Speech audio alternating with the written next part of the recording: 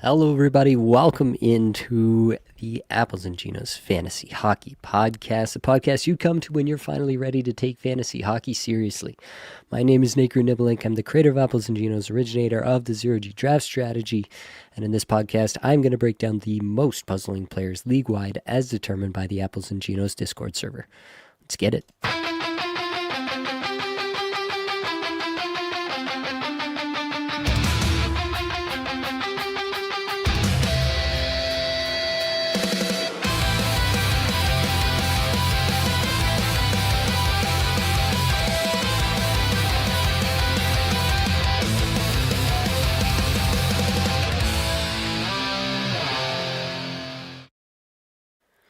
Welcome in, everyone. Another edition of Puzzling Players coming at you.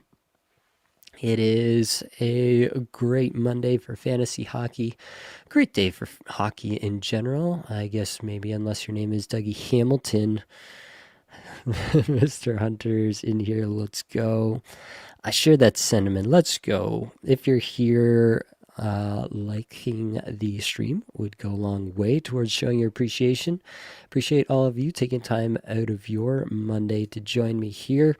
Hopefully your teams are out to a hot start already. Roman is asking for some crossing of the streams. You know we like to do that here. So let's dig in with the most requested player as submitted by the Apples and Ginos Discord server this week. It is Dougie Hamilton.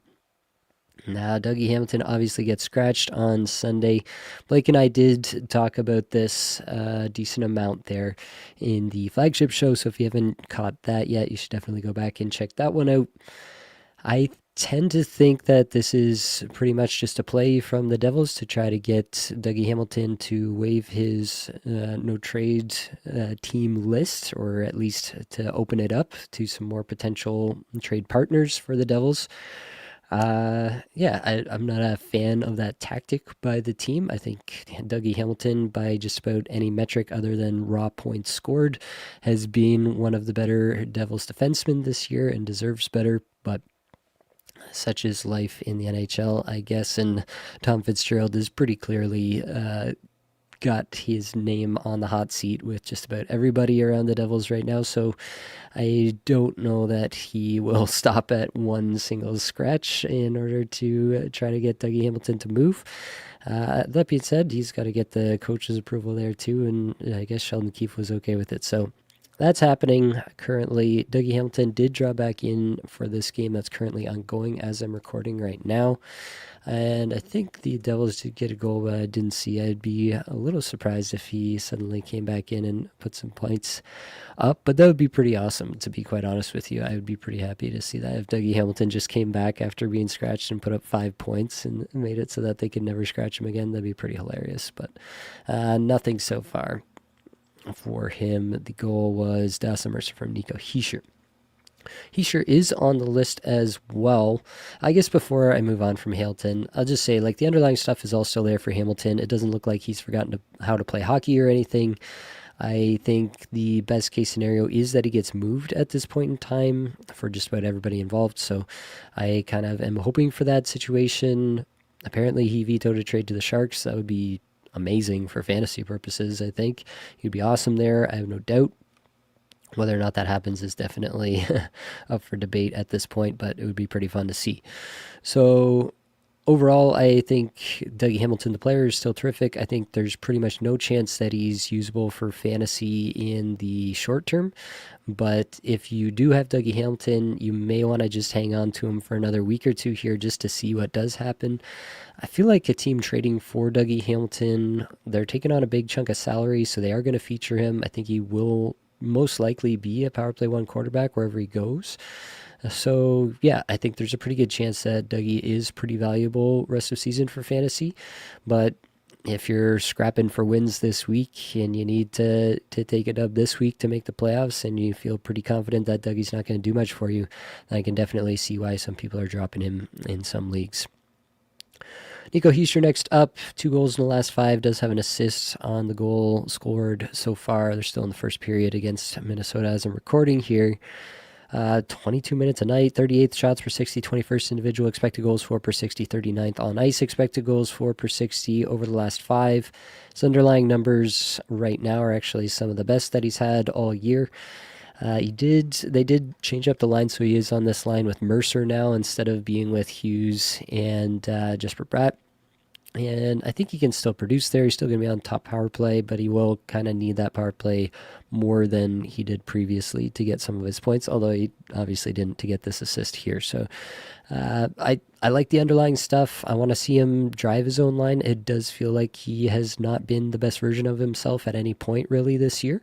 So I'm still waiting to see that from Nico Hischier, but I mean, I don't know what people are doing with Nico Hischier. Unless you're in like an 8-team league, you're not dropping Nico Hischier in my estimation. He's still on a 60-point pace, even with how bad it's been. And you have to expect that it will get a little bit better than this, not just for him, but for the team in general. We also have Timo Meier and Jesper Bratt on the list here, so we may as well just jump down there and talk about them and talk about the Devils as a whole. Timo Meier has just a goal in his last 5, 17.5 minutes average time on ice. Still way up there, 4th in shots per 60, 23rd individual expected goals for per 60, 87th in on ice expected goals for per 60. Now in this game, he's on the top line with Jack Hughes. And so maybe we get even more out of Timo Meier in terms of the chances, at least. He's just got to put him in the back of the net now. And I think there's a pretty good chance he does that if he sticks there for any length of time.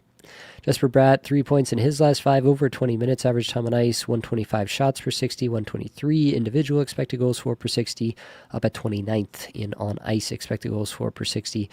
Bratt is on a 16-goal, 62-point pace on the season. Really disappointing year for him for sure. I think that things get better here again, but again, it's a spot where the Devils are really scuffling right now. There's probably some pretty bad vibes in that locker room right now. It wouldn't be too surprising if that were going on. If there's a little bit of finger pointing going on, even among the players, that wouldn't be shocking at this point because of how badly things have turned and how quickly things have turned. So yeah, there could be human elements to a lot of this, and the on-ice stuff that we look at might not end up in the results that we think we should get based on them. Yeah. I think in the end, though, like I do still view Jesper Bratt as a buy low here. I do believe in the resurgence. I think Jack Hughes should only gain strength as he works his way back from the injury.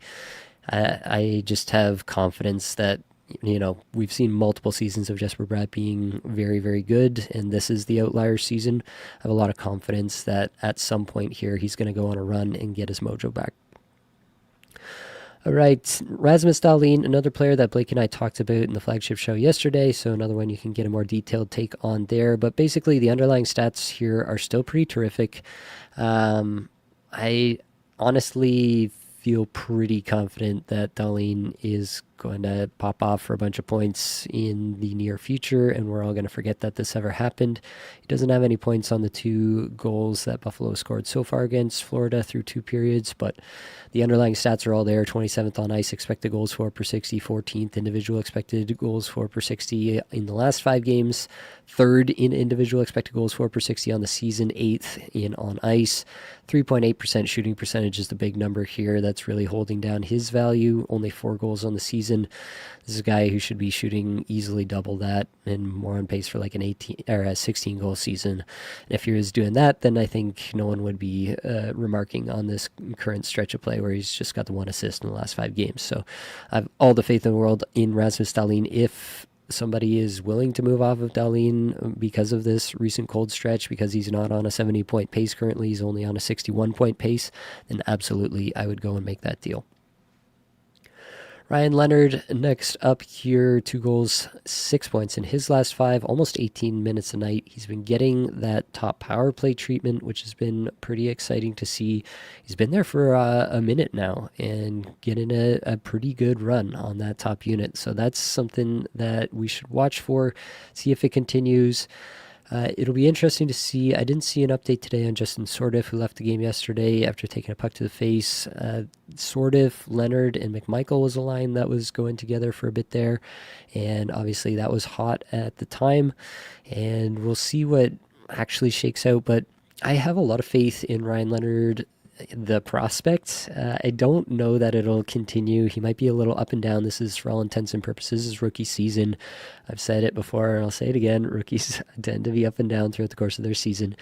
But Ryan Leonard, as a prospect, as a player in general, like where he'll be in 5 years, I have a ton of confidence that this is going to be yeah, maybe like a baby Tom Wilson type player, a 65 to 70 point top line capable winger. And so I'm just going to be in on those profiles of guys more often than not because the highs can be so much higher than just the average run of the mill player. Like even guys like Sordiff and McMichael, I just don't think have the ceiling that Ryan Leonard does, even in Leonard's rookie season here. So that's why I'm just kind of always going to go back to a guy like Ryan Leonard. You don't have to hang on to Leonard. If it doesn't make sense for your team, I'm not saying you have to hang on to Ryan Leonard. It's just a guy that I want to highlight, especially for deeper leagues, that you may want to consider holding him even when it wouldn't be necessarily the most optimal thing for your lineup, depending obviously on all the other factors that go into making these kind of decisions. But the Capitals, again, play 4 games next week. Next week is a really weird week schedule-wise, so you're going to want to check that out for yourself and see if he's going to factor into your starting lineup plans much over the next this week and next week. But yeah, something to keep in mind for sure. Next week, it's all over the place. There's 10 games on the Monday, there's 8 games on the Tuesday, 6 on the Wednesday, 8 on the Thursday, 8 on the Friday, 9 on the Saturday, 6 on the Sunday. So it is really spread out. So basically any team that plays 4 games probably going to get all 4 games from that player. And Washington does have 4 games next week. So pretty good chance you're going to get Leonard back into your lineup next week, even if you're not getting every single game from him this week. So in deeper formats, for sure, I'm trying to hang on to Ryan Leonard in, more standard 12 teams. It's definitely more of a bubble player if you're looking at a 10-team league or below, shallower type 12-team league, then he's probably on the outside looking in for this week, but I'd be willing to add him right back for next week. Let's go over to Anaheim. Cutter Gauthier, Leo Carlson. I left a spot here. Lucas Dostal was also requested again. Gauthier and Dostal both just a couple points in their last 5 games. Gauthier's minutes have been really down, 15 and a half minutes average time on ice. Carlson's minutes were on the rise, but then I saw a tweet, and I retweeted it, about him missing in practice today. I'm going to read this verbatim so I don't perjure myself here on the podcast. Where'd this tweet go? Leo Carlson did not return to practice. No update today. We'll see what's new at morning skate tomorrow, courtesy of Zach Kavanaugh there today. So it sounds like something that happened in practice. And yeah, it feels like this could have been a scenario where he was kind of dealing with something and was, not the best version of himself. I think this is a player with a ton of upside, and so I'm very hesitant to let players like that go, or, even try to sell them low or something like that. And it did kind of feel like in that last game with the goal and the assist, he had 5 shots, played 20 minutes, like the good things were starting to cycle back into his game, and maybe he was just feeling a little better after working back from that injury. It's a 1-game sample size. I'm trying not to read too much into it. We'll have to see what comes tomorrow. I'm not willing to drop Carlson in just about any format just yet, just because we saw how high the highs can be. I do think Anaheim rights the ship there in some sense, maybe not to their former glory of the early part of this year. But yeah, I do think that Carlson in particular, I think he can be a lot better than he has been the last little bit. Gauthier is a tougher case just because of the average time on ice is so much down. I said it on the pod yesterday. I think that Joel Quenneville is actually hurting himself here by spreading these minutes out. It's pretty clear to, I feel like, just about everybody who the really top-end, talented, play-driving players are on this team.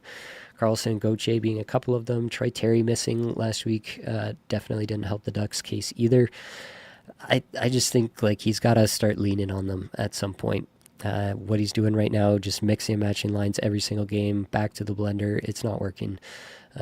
Get back to it. Let people develop some chemistry. play the really top end guys, the guys who can win you a night, play them, 18 plus minutes and let them get to biz. But that's me, and that may not be Quenville. I just tend to think that the longer this goes poorly, the more he's going to have to default to playing some of the better players on this team more often. And Goche, while the recent stats aren't terrific under the hood, he's still third in shot attempts per 60 over the last 5 games. So he's still attempting shots. It's just, a situation where the time on ice has gone down. I do expect that'll come around again. And I do think Cutter Goche will come back to much more of this. Like, he's still on a 36-goal, 73-point pace. I think he can hit that on the year still. Lucas Dostal was requested. Anaheim's defense is still pretty bad. There was a stretch where they were starting to look okay, and I thought that maybe, they were starting to do a little better. Then they got a little dinged up on the back end again. Defense, not a team priority, it seems, at this time. And they went south again. They played some teams that did beat up on them a little bit too. So that's going to happen. All that means for Lucas Dostal in my mind is he's going to have to make a lot of saves. We did kind of see this from Dostal last year too, where he did kind of fade a bit in maybe like the third quarter of the season. And so that might just be the same kind of part of the season for him for whatever reason. I tend to think that it'll right the ship here, but you know me and goalies, if he's not getting it done for you in your league, I don't think you have to hang on to Lucas Dostal just because he's a name brand player or he was really good for you earlier in the year. Those are not things that I think you have to do for yourself. So if you need to drop Lucas Dostal, you absolutely have permission. All right. I'm going to get back to the comments here. We got lots of comments. That's good stuff.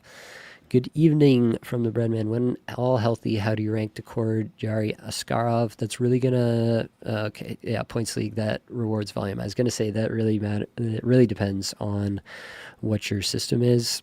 So for volume, I think Jari is actually probably the guy who's going to get the most volume when he returns from injury. Unless Connor Ingram really goes on a run here or something. I think we know what Calvin Pickard is. And so, I think assuming that Jari comes back at full strength from this injury, I think he's the most likely to get the most volume on the best team. So I think Jari, then, I mean, if he can handle the the beatings that he's going to take every once in a while, then Askarov will get more volume, I think, than Decord rest away, as long as Grubauer continues to play pretty well. And then it would be Decord last, just because the volume I don't think is there currently. And that's where I'm at. Like, I'm evaluating where these guys are at currently and not trying to prognosticate too much in the future because goalie performance can be so up and down. So that's where I'm at. If you do need a little bit of rate stats, then Decord will probably have a little bit better rate stats than Askarov, at least in the short term. Astro Jam says, thanks for the streams, videos. Appreciate you. Happy New Year's from Roman. Best fantasy hockey content. Appreciate that as well. Nate, if the moon was made of cheese, would you eat it? Are we in this scenario? Does the moon still perform the same functions for basically keeping a life on Earth functioning as it currently does? Because if so, then I don't think morally I could eat the cheese that the moon was made of. Redman, I'm ready to take fantasy hockey seriously. Nice. All healthy, Landeskog or Leonard rest of season. I would take Landeskog there pretty conclusively. Brat, just traded Binner and Zegras for Brat. Did I win? I don't think you can call a win at this point in the season for sure, but I don't mind the trade. You're obviously banking on a bit of regression for Zegras and some positive regression for Brat. I think both of those things are likely to happen. That doesn't mean they will happen, but I think they're both likely to happen. So I mean, Binner to me is a nobody. Like, he's been truly awful this year, so I think that's addition by subtraction there. And then it's really just Zegras versus Brat. I think they're comparable rest of season, but I think I would still take Brat heads up. But yeah, definitely an interesting comparison. Hashtag Zergy from Dynasty Dave. Appreciate you being here. Rear Admiral Meow Meow is back. Ahoy, Nate. I traded Velarde for Will Smith. Thoughts on the 2 for the rest of the season. We're in one of those crazy leagues, plays right up until the end of the NHL season. San Jose schedule is elite the last 2 weeks. That is true. Not great the previous week, but if you're in the last 2 weeks there, it is pretty good. Yeah, assuming in this case that you're sitting pretty for playoffs and you're expecting to be there when it's all said and done, then I like that. It will be interesting if Will Smith goes straight back to the top line. William Eklund, as we've mentioned, has found some really good chemistry with Celebrini on that top line. So is Chernyshov. Do they keep that together? Does Smith go play on the second line with Toffoli? Obviously, we want Smith just to be on Celebrini's line on top power play, but that may not happen, at least to start. So that would be the only caveat there, but I think they're comparable players when both are running at 100%. Hi, Nate. What are we doing with Norris getting donuts today? Yeah, Norris is on the list to discuss here. I think it is a salient conversation for a number of reasons. Really, the biggest concern that the people had was the lack of hits. Josh Norris historically was a huge guy for hits, and he's not doing that anymore. Just 5 hits, 10 blocks on the season. He's played in 17 games, and as you mentioned, donuts through 2 periods against Florida so far. And the big thing that's different as of late is that he hasn't been playing with Tage Thompson. Tage Thompson has been playing with Peyton Krebs and Josh Doan. And Josh Norris is still on the top power play, so he's still getting that. He is still playing with Alex Tuch and Jason Zucker, which is a fine line in its own right, but obviously you want that Tage Thompson exposure as much as possible. Does have 4 points in his last 5 games, but under 15 minutes average time on ice. The underlyings are fine, but not great.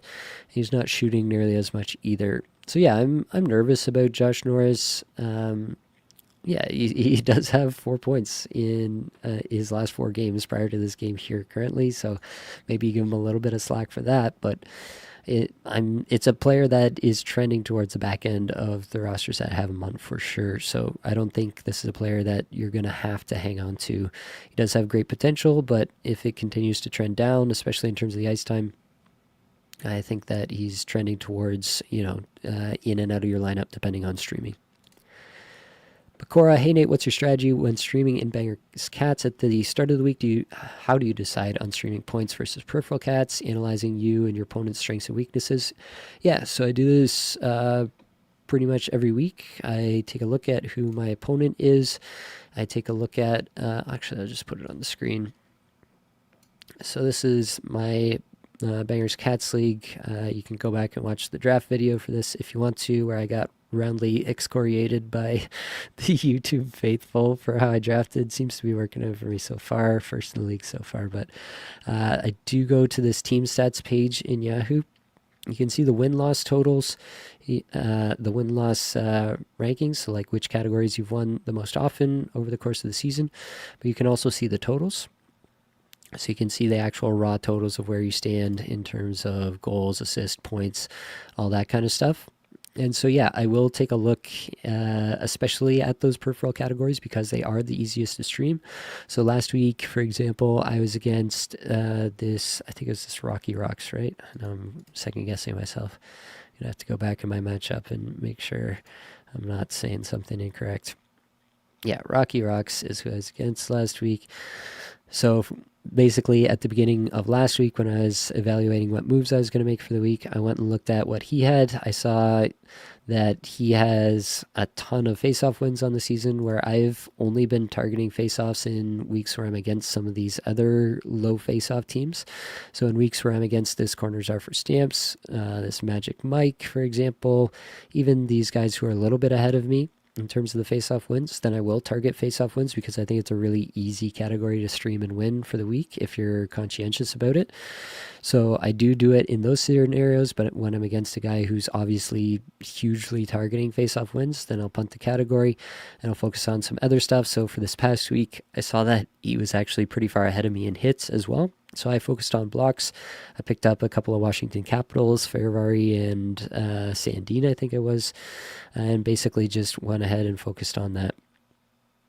So I won blocks last week. As a result, I handily won all the point scoring categories, basically. Won goalie categories as well, so ended up pretty good last week. But that is what I'll do in Bangers Cats, is I'll take a look at these totals, especially on the season, and see where I rank and see what I should devote my streaming energy towards. And that's been pretty effective. I don't use all my ads at the beginning of the week. I do want to remain flexible throughout the week, same as I would in a points league, but I do target those with especially like the week-long streams, right? So yeah, fun note there. Always a great thing when half the list is players you own. Yeah, that's always fun. With both Kachuk and Jari off IR, I'll have to drop one of Michkov, Verhaeghe, Nikishin, Norris, ESPN standard lock for playoff spot, but fighting for a bye with 5 teams. What would you suggest? So in ESPN standard, you're getting huge weight on blocks there, so that helps Nikishin for sure. Michkov is not doing a whole lot for you. Norris would probably be the second there. Verhaeghe, I think, has a couple points in this Sabres game. A couple of assists for Verhaeghe, is on the top power play again currently. You might want to take a quick look at where Kachuk is lining up and if that's bumping Verhaeghe down the lineup. Yeah. I think probably I would rank it Michkov drop first, then Norris, then Nikishin, then Verhaeghe currently, but that's about where I'm at. All right. Could you take a look at Slavkovsky? He's been great the last few weeks. Curious how real the production is. We can absolutely add Slavkovsky to the list here for a moment. He's got 5 points in the last 5, 18.5 minutes average time on ice, top power play, second line there with Demidov and Kapanen. 224 shots per 60, 260 individual expected goals for per 60, 183 on ice expected goals for per 60. Nice stuff in terms of the point scoring, but the underlyings are kind of mid to below average, I would say. 64-point pace on the season. He's gotten there more so on efficiency. The IPP is on the lower side, but he is kind of that brand of player. You do typically see lower IPPs on net front, or, you know, these bigger dudes who go to the net and wait for guys like Demidov to make the plays around them. Typically end up with less of an IPP in those scenarios. Yeah, I think it's a hot stretch for Slavkovsky. I'm not convinced that he's like just arrived and is going to be this tremendous for the rest of the year. I think he would have to improve some underlying numbers rest of season for that to really come home to roost. That being said, he's in a place to be efficient. So I think a good chunk of this efficiency is probably sustainable, just maybe not to the tune of an 18% shooting percentage and a 15.3% on ice shooting percentage. Those are both very high numbers. So in terms of the 29-goal, 64-point pace that he's currently on, I think that could be a touch hot unless the underlyings improve. They very well could, you know, Demidov improving over the course of the season. However that goes, I could definitely see a scenario. He does have another goal in the game here today with an assist by Demidov, so good stuff for him there. I think somewhere in this 60-point range is probably where I'd put him, but I do think there's potential for some regression here as well, if that makes sense. Thoughts on Raquel? We do have Raquel on the list, so we will be getting there. Elias Pettersson or Leo Carlsson? Interesting comparison, I guess, between the two. Elias Pettersson, 4th in on ice expected goals for per 60 over the last 5 games. Pretty interesting stuff. Good stuff there. I think it's kind of a ceiling versus floor scenario again. Leo Carlsson, I think, has a much higher ceiling there in Anaheim than Pettersson does in Vancouver, but I think Pettersson probably has a safer floor, better peripherals, he's going to block a lot, etc. So, yeah, I think that's a ceiling versus floor scenario, and you kind of have to evaluate what's better for you and your lineup at the moment. Trade Barzal for Leo. I think I would probably still do that. Yeah, I think at worst that's probably a wash, and I'd still think that Leo has higher upside. I don't think you have to, but I think if you made me choose between the two players rest of the season, I'd still take Leo. Love you, Nate. Thanks for making Monday special. Thank you for making my Monday special by being here. Pecora, do you see the Leafs net being 50-50 split when Stolarz comes back? Yeah. Yeah, I'd be pretty surprised if it was anything but. Brady McLaren says trade B. Kachuk, Y. Johnson, and Radish for McDavid. 14-man points league, ESPN regular points league. Doesn't include hits or blocks very much. It's a high price to pay, especially in 14-man. I mean, if it's not a high activity league and there's a lot of good players on the waiver wire that you can use to replace Wyatt Johnson and Radish, then I would definitely consider it because obviously McDavid is McDavid. We are giving up a lot here. I think I would do it still, but it does give me pause just because of the size of the league.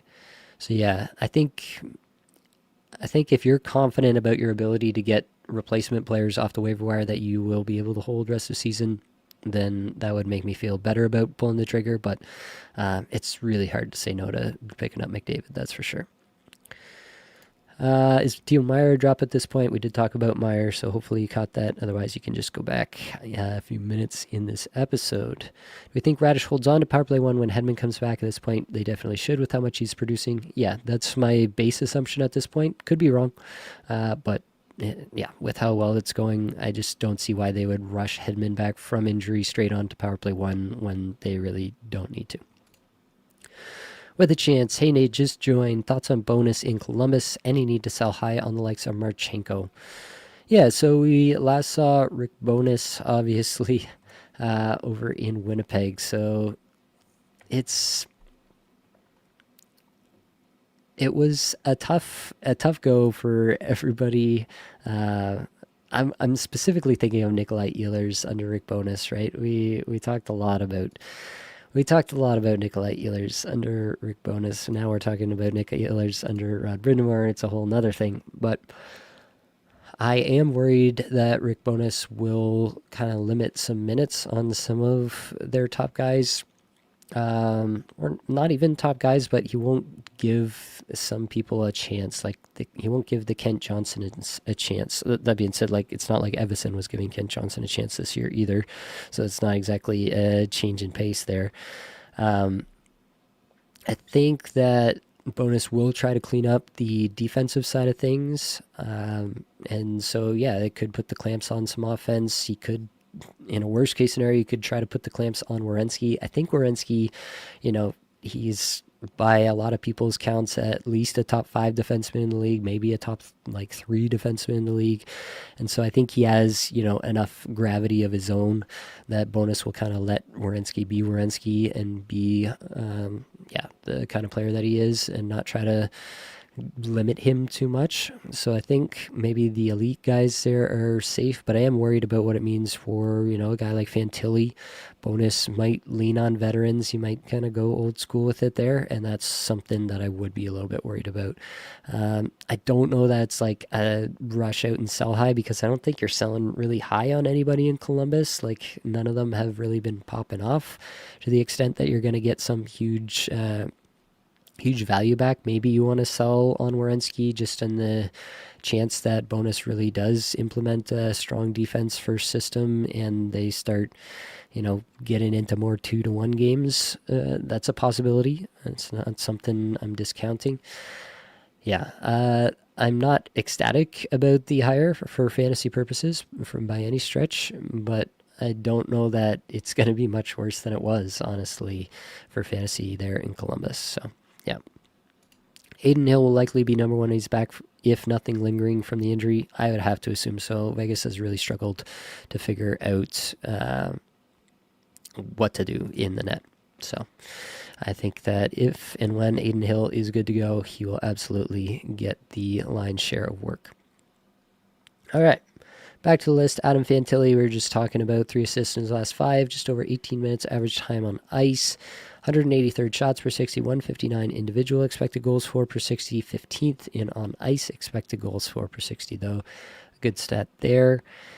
In the last game, he was skating on a line with Marchenko and Sillinger. Was on the top power play with Ken Johnson, Kirill Marchenko, and Charlie Coyle. Coyle there to take the face off and be a net front guy. I still like Fantilli a lot. I think he's maybe a bit more flash than finish, at least to this point in his career. And so that part is a little concerning. And obviously now we have the variable of Rick Bonus, which could be a positive factor. Sometimes coaches come in and, they have the right buttons to press with a young player. That's absolutely a possibility.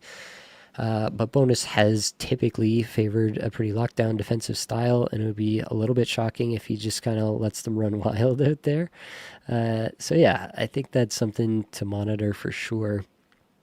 It could just be a scenario too where they really even out a lot of the time on ice. That being said, Columbus could sell off some of their non-key players like the Boone Jenners, like the Charlie Coyles. You've heard talk of people hunting around those guys in trade markets. So if they start to sell off, then that could mean even more minutes for the guys remaining. So you can see it a bunch of ways. I think Fantilli is a terrifically talented player. I think the conversion should come to a greater extent. With the bonus variable now, it's just increasing the error bands on any projection you can make. So the 22 goal, 51 point pace that he's on currently, I think that's a baseline. I don't think it's going to get worse than that, but I'm not as convinced as I was even a week ago that it's going to get better from here on out. Andrei Svechnikov, 5 points in his last 17 minutes average time on ice, 77th shots per 60, 39th individual expected goals for per 60, and 12th in on ice expected goals for per 60. Svechnikov in the last game in this game, that's still going on against Detroit, is on that top line with Aho and Ehlers, is on the top power play.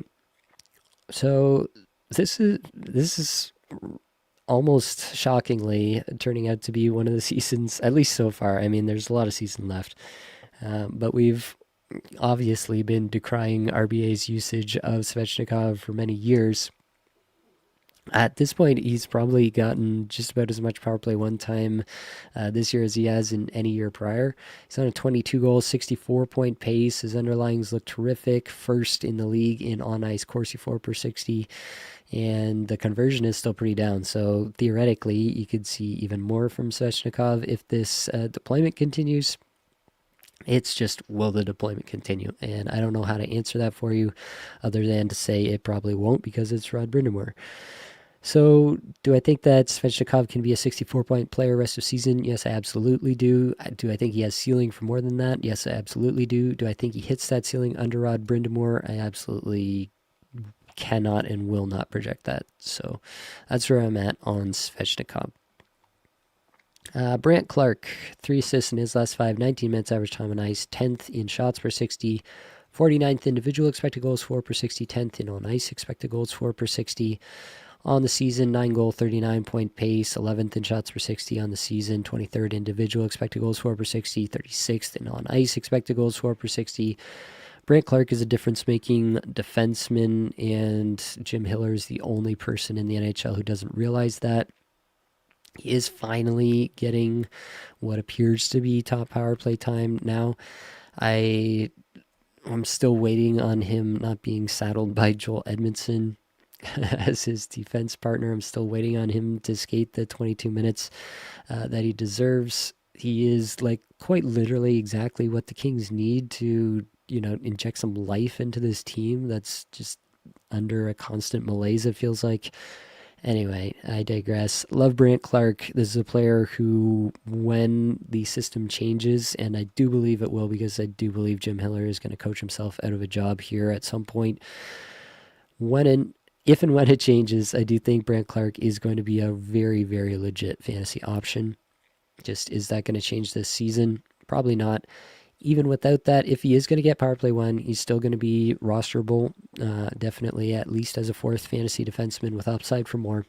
So it's definitely a spot where I want Brandt Clark on my teams while it's in this current position, with the potential that it gets better through Jim Hiller firing. And yeah, I think that's the best we can hope for Brandt Clark at the moment. Will Cooley, next up, 0 points in his last 5 games. Probably goes back further than that, if we're being honest. I'd have to double check on the player, but either way, it's just not a player that I'm excited about and haven't been for quite some time. I kind of honestly forgot about him. Yeah, it's been 8 games since he had any points. And the ice time has been relatively consistent. Last 5 games averaging almost 18 minutes there, but not top power play. I don't think that's really in the cards anymore. 209 shots per 60, 210 individual expected goals for per 60, 326 on ice expected goals for per 60 over the last 5. 18 goal, 41 point pace. That honestly feels about right for Will Cooley in this current iteration of the team and of how he's playing. I don't think I would expect much different rest of season. It's a cold stretch. I don't think it's likely to continue for much longer, but I do think that 40-point Will Cooley is what we should expect moving forward. Rickard Rakell, 2 goals, 4 points in his last 5, over 21 minutes, average time on ice, 22nd shots per 60, 31st individual expected goals for per 60, 81st on ice expected goals for per 60. It's a 20-goal, 58-point pace for Rakell in the 24 games that he has played. As long as he's with Crosby, you got to absolutely love Rickard Rakell. He's going to get tons of shots, tons of minutes. Things are going to be great for Rakell. The problem is that at some point here, we could be looking at a scenario in which the Penguins do decide that the best thing is for the team to move on from Rickard Rakell, to dangle him at the trade deadline here and see what they can get back for him. That would be pretty unsurprising for a lot of people, including myself, if that were to happen. And so, you're just gonna have that looming over you, I guess, for the rest of the season with Rickard Rakell. So I guess my confidence with the player rest of season really just has to depend on my confidence that he's going to stay in Pittsburgh rest of season. My personal confidence in that is not high. I think someone is pretty likely to step up with a nice sweetheart package for him. And then it'll be up to the Penguins to try to say no when they're staring down the barrel of all of their top guys being 35 plus. And I just doubt that they'll be able to at that point. So yeah, a little gun shy of Rakell still, but would love to have him on my roster right now. If you're scrapping for the playoffs, you probably don't care. You want a guy like this, and maybe you can even buy him low from a team like a top contending team who is worried about that exact scenario playing out, and you don't care about that. You're just trying to get some wins right now. Maybe that's worth investigating. Maybe worth waiting a little bit just to see how things play out before you try to do something. I could see it both ways there. I like the player in the current scenario, but in a different scenario, that would be pretty scary. There's a pretty good chance he wouldn't be line 1 or power play 1 on a new team. Elias Pettersson, we talked about. He does have a goal in this game here today against the Canadiens. I think it was just the goal in the first, nothing else. Prior to today's game, 2 goals, 3 points in the last 5, over 18.5 minutes average time on ice. 4th, as I mentioned, in on ice expected goals for per 60 over those 5 games. 25 goal, 59 point pace in the 36 games he's played on the season. Honestly, I don't know how much better than that we can realistically expect it to be. I think he can be a 65-point player, but I wouldn't push him to 70 based on everything that we're seeing out of Vancouver this year. Their likelihood to continue to sell, Kiefer Sherwood rumored to be on the block, all these things. It just wouldn't be surprising if, we get 60 to 65-point Pettersson rest of season. It may still be worthwhile. He is a good peripheral player, offers you a lot in that scenario, so might still be well worth your trouble, but yeah, definitely tempering expectations for Pettersson in this current version of the Canucks.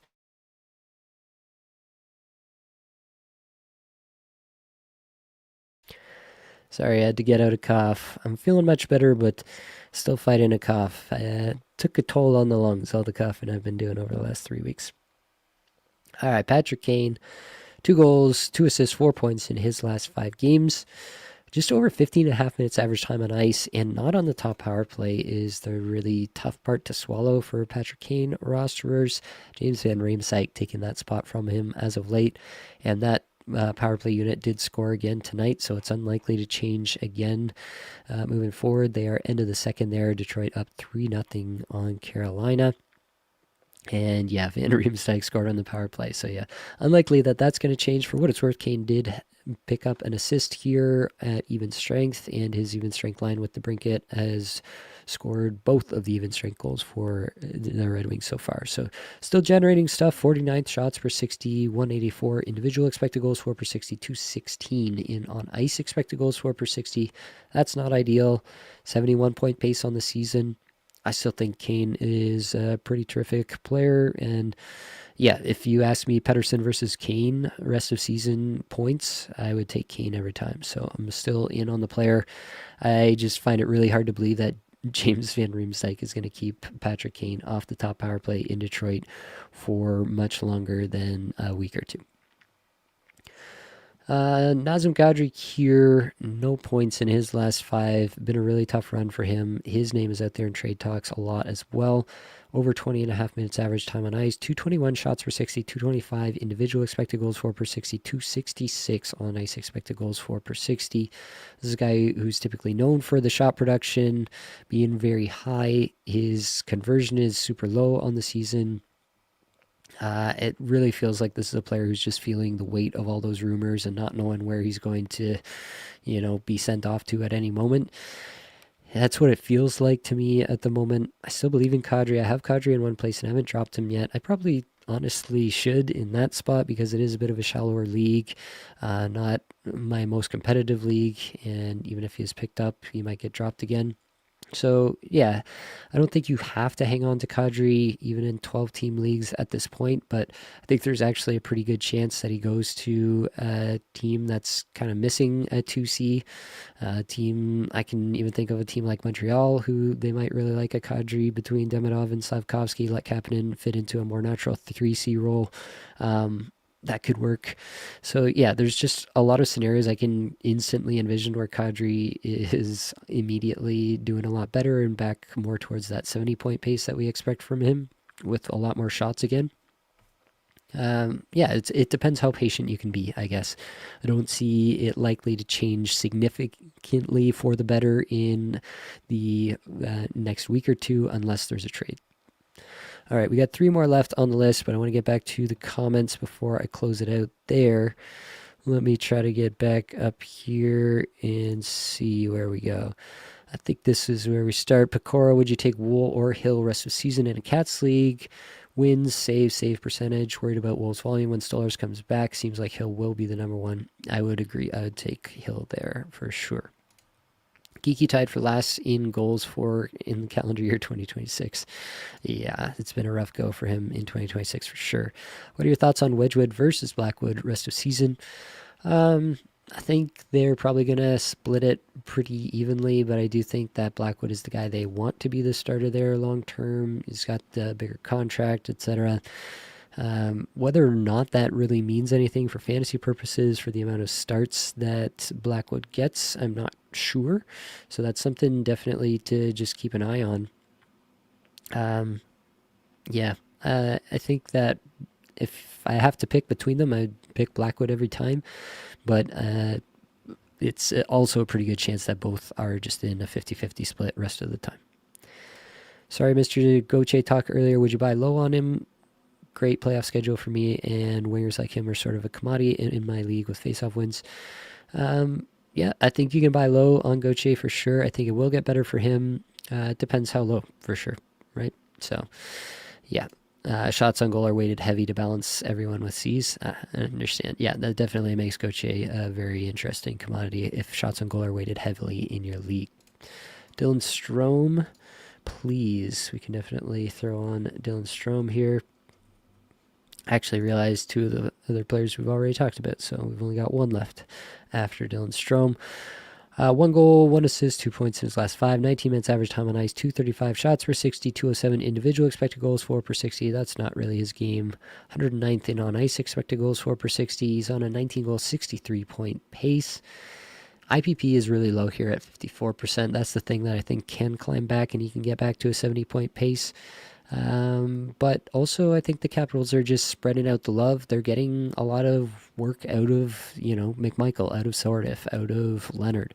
And so they don't need Strome to play as much. Pierre-Luc Dubois is going to come back, and then they will need him potentially even less. And so, yeah, I think you might be looking at more like this 20 goal, 65 point Dylan Strome than, this 75 plus point player that I probably projected him for at the beginning of the season. Now I'm going to have to go back and look at what I had Dylan Strome for at the beginning of the season. I think it was in that range. Let's see if I'm remembering correctly. Where's Washington at? Dylan Strome, I had for 27 goals, 73 points. So not too far off from what I was saying. I think he can be better. I think the IPP is definitely low here. Even the shooting percentage is kind of low here for what he's done historically. So I think it can be better for Dylan Strome, but I don't think it's likely to get back to where I had him projected at the beginning of the season as a 73-point player. Right. The Trevster. Hey, Nate, just getting in here, wondering if you've heard / talked about points, injury, and replacements yet. I had not seen anything about a point injury. Is that in... Braden Point will not return to tonight's game. Point scores on the power play, was hurt on the play. Right knee was twisted underneath. Threw off his gloves and grabbed his knee. That's not great at all. Yeah, that's going to be tough. Like, Cirelli obviously is probably going to take over centering duties on the top power play in that scenario. Trying to think if there's anybody else that I really think could benefit strongly from Point being out. I guess they could use some more Nick Paul, maybe. I'm still probably wouldn't be into that for fantasy purposes. It looks like they put Hagel up on the top power play the next time out in place of Point. So maybe Hagel gets some more work there. Who's taking the face-off in that scenario, though? I'd be surprised if Cirelli doesn't work in there somehow. Yeah, maybe a bump for Cirelli, but overall it's probably a downgrade for just about everybody if Point's out of the lineup. That's definitely a great player. It just happened. ACL looked kind of bad. I haven't seen it, so I'm not gonna speculate too much. But Point's injury did not look good. Don't like to hear that. Let's send in good thoughts for Braden Point, that's for sure. Especially, not just because I have him in the cacuffle. Monahan was one of Bonus's dogs, eh? Monahan was with Bonus? Oh yeah, in Winnipeg that time he was, wasn't he? That could be a scenario. I mean, Monahan is pretty clearly playing through something this year, and it doesn't seem like it's really cleared up. So I don't know that that's gonna happen this year. Well, if Monahan is still dealing with something, so yeah, that's something to keep in mind. I see this comment for Darlene. We already talked about Darlene on this show and the flagship show that came out earlier today, so you can go back and you can definitely catch that one there. Hi, I drafted Dostal and Allmark and held, have Vladar and Jari as well, but I feel like I've let a lot of goalies slip through, like Wedgwood, Knight, Vamelka, Greaves, Gibson. How do you spot talent? Basically, I don't. I have talked about this before. You can go back to some of my 0G episodes I've done, but basically in season, I just have a basic heuristic that I use for myself. If I'm looking to pick up a goaltender for whatever reason, I get an injury or I feel like, it's a week where I can stream goaltenders more efficiently than I can stream position players, etc. If for whatever reason I'm looking at picking up a goaltender, then I basically narrow the list down to goaltenders who I think will play to get 2 starts for me that week. And from that list, I am looking mostly at the team situation, who they're playing that week, how I think those games are going to go, the games that I think that this goalie is going to get starts in. It's a pretty big difference if you're projected to start against Colorado or if you're projected to start against Winnipeg the next day, right? Those are 2 pretty different scenarios in terms of the expected goals against, right? So do take that into account when I'm picking up a goaltender. And then after that, I am kind of letting that week play out. I'm seeing how that goaltender performs, and I am recycling and repeating the next week, basically. I'm just trying to catch lightning in a bottle, and when I've got it, I don't let it go. And if I don't got it, then I let it go and I move on to the next one. And it's really that simple for me. I just don't stay beholden to any goaltender if they're not performing, and I go on to the next one and find it. So yeah, I really don't look at it from a lens of, oh, I let those players slip through my fingers. I didn't go out and get those players. I just look at what I'm trying to do to win my week. And when that includes a plan for goaltenders, then I'm using that heuristic to help me make those decisions. And if I feel like I've caught something, I've caught that lightning in a bottle with a goaltender who has like a really good week, maybe he gets a shutout or has a shutout in a 1 goal against game, and all of a sudden it's looking like he might actually take over a bit more of the net share, and things can trend up pretty quickly from there, then that's great. Oftentimes you'll find guys like this. That's how I got Vladar in a bunch of spots. That's how I got, who's the other one I was just thinking? Oh yeah, John Gibson. That's how I got John Gibson in a bunch of spots. Yeah, I think it's really that simple, and I don't think you have to feel bad about players you miss. We all miss on players by definition. We can't have all the players that break out in any given year at any position. So I wouldn't beat yourself up too much about it. I would just focus on what's making you win each and every week of the season. Roster construction question regarding fantasy hockey playoffs and strategy. I'm in a 10-man head-to-head with no bye week. I'm 12-2. When should I start building my team for playoffs? At 12-2, yeah, I think you're in a spot where you can definitely start doing it. Especially if you're feeling confident about the skill level of the league. Sometimes you're 12-2, but you're like, I've actually gotten pretty lucky to be at 12-2. So if that's how you're feeling, then maybe you need a couple more wins banked before you really start to feel like you can go all in on playoff construction. But yeah, I would say you're at 12-2. You're feeling pretty assured of yourself there. I think that's a fine point. Any goalie buy lows other than Dostal you're looking at right now, or you just ignore goalie trades just as much as draft picks? Yeah, I basically have never traded for a goaltender. I've traded them away when they're doing really well and netted some rewards that way for sure. But yeah, it's not a spot where I am, trying to go out and get a goaltender in most cases. I am pretty exclusively, at least in the leagues that I like to play in, every league is different. If you're in a 22-team league where every goaltender and every backup is rostered, that's obviously a different scenario. But if you're talking about just a more standard, 12-team head-to-head cats or head-to-head points league, then that's obviously a very different scenario as well. So if you're in that more typical boat, then I am really only looking to fill the goalie position through the waiver wire throughout the course of the year. And it hasn't led me wrong yet. I've got a long history of doing pretty well in my leagues doing that. So I haven't found a reason to change from that strategy. Is Duchesne going to drop in 14-teamers? I think he can be. Maybe Dallas doesn't have a bad schedule this week, so maybe try to squeeze a couple more games. I think they go Monday, Tuesday, Thursday here, so depends if you're getting him in for those games, or also obviously depends on who else might be out there in your league for you to pick up. If somebody else is out there that's obviously doing a lot better right now, in a better position to succeed, then I would be fine to make the drop, but I still think Duchesne's got it. I just think he's in a bad position to put up points for fantasy right now. What's your philosophy on players from the same team? I have 3 Canes, Ghost Despair, Jarvis, and Svetch. From the Wild, Kaprizov, Hughes, and Boldy, and Vegas, Theodore, Marner, Stone. All good players, but schedule stuff is worrying. Yeah, at that point, you are really kind of tying yourself to the success of those 3 teams. I don't love the imbalance of that.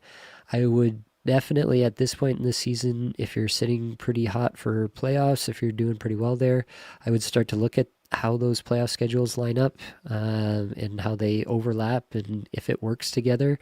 If it so happened that in week 22 or whatever that the Canes, Wild, and Golden Knights all have 2 games in one of those weeks, then I'd be very, very worried about that scenario. But if they all have great schedules, then you're probably okay, right? So it's all a bit relative in that sense. 3 is probably the maximum I want, and having 3 from 3 different teams is a lot. So yeah, You've definitely introduced a huge amount of volatility. That can go really good or that can go really bad, and it's not necessarily a bad thing. It's just volatility. It can go both ways. Are we out on Jackson Blake for now? Yeah, for now. Young player, goes hot and cold at times. I think his underlyings, actually, they might have, oh, that's Blake Coleman, not Jackson Blake. Jackson Blake, yeah, they've ticked back up recently. The underlyings have, so I still think he's a good player. It's just a Rod Brindamore effect, right? Power play 2, line 2, 15 minutes a night. It's going to be hard for him to produce huge numbers in that scenario. So, still a good player. 25th individual expected goals for per 60, 43rd on ice expected goals for per 60 over the last 5 games. Still good stuff there. I just don't know that we're going to, get a massive Jackson Blake spike. He did score here in the third period, power play goal assisted by Nikishin and Taylor Hall. So they did get on the board here in this game for what it's worth. Thanks from Astro GMs. Brady McLaren said, yeah, he just scored. All right, last player to talk about, and then I'm getting out of here. Jordan Kyrou. Kyrou has just 1 assist in his last 5 games. Also a player that Blake and I talked about on the flagship show. So definitely go back and get our chat in there. 15.5 minutes average time on ice, 6th in individual expected goals for per 60, 19th in on ice expected goals for per 60 over the last 5 games. This is still a really, really talented player who can drive a ton of offense at any time. His shooting percentage, 9.1%, on ice shooting percentage, 9%, just really, really low compared to where he normally is. I don't think that lasts, but I do think it's probably a case where he's just having a lot of trouble showing up for work every day. Like Jim Montgomery has been public in kind of talking badly about him. And I don't think many people would necessarily respond well if their boss was publicly criticizing them to the national media about their play. So, yeah, that's kind of where I'm at.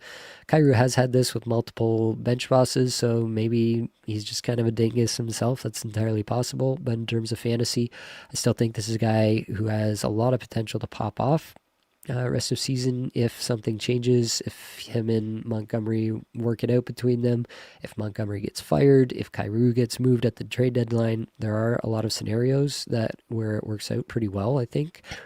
For a guy like Jordan Kyrou, just because the skill level is so high. So I kind of want to just be generally in on players that I think have a high skill level. It's just, yeah, when will that occur? If you need to drop Kyrou in the meantime, you absolutely can. But, we could wake up tomorrow and he could be traded to a really exciting spot, and then everybody will be all over it. So if you can't afford to hang on to Kyrou for the time being, I might be interested in doing that just for that potential scenario over the next couple of weeks. All right, we made it to the end of the list. We made it to the end of the comments. I think that is going to be all that I've got for this episode. Hopefully it brought you some value, helped you get a little bit better at Fantasy Hockey Today. All the advanced stats you heard today came from Natural Stat Trick and 18 Skaters. Many thanks to Matt Creamer for supplying the music for the podcast. That's it, folks. Much love.